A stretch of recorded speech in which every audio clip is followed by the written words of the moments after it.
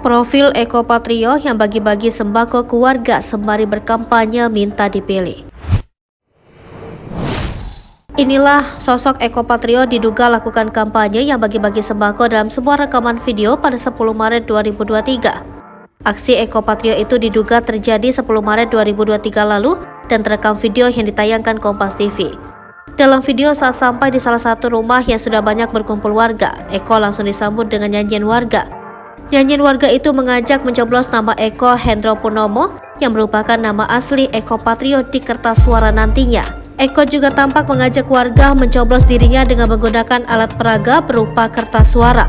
Eko Patrio kedapatan berkampanye dan membagikan sembako ke warga Bidara Cina Jatinegara, Jakarta Timur.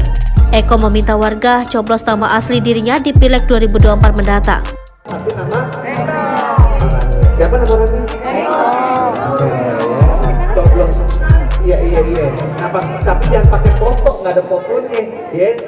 Bu, yang dicoblos sekali aja ya. Eko Hendro Purnomo atau yang lebih dikenal dengan Eko Patrio lahir 30 Desember 1970 merupakan pelawak, pembawa acara, produser, dan politikus Indonesia. Eko menikah dengan aktris Fiona Rosalina pada 12 Oktober 2001. Dari pernikahan mereka dikaruniai 3 orang anak, masing-masing Syawal Adrevi Putra Purnomo, Naila Ayu, dan Kana Faro Adrevi Putra Purnomo. Pada tahun 2009 melalui PAN, Eko menjadi caleg nomor urut 1 untuk daerah pemilihan Jawa Timur 8 yang mencakup Kabupaten Nganjuk, daerah kelahiran orang tuanya. Pada pemilu legislatif 2014, Eko maju sebagai calon legislatif DPR Dapil Jawa Timur 8. Ia pun lolos ke Senayan dan menjadi anggota DPR periode 2014 sampai 2019.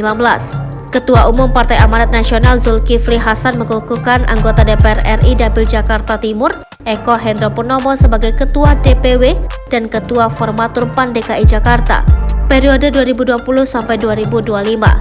Eko kembali terpilih secara aklamasi dalam musyawarah wilayah 6 DPW PAN DKI Jakarta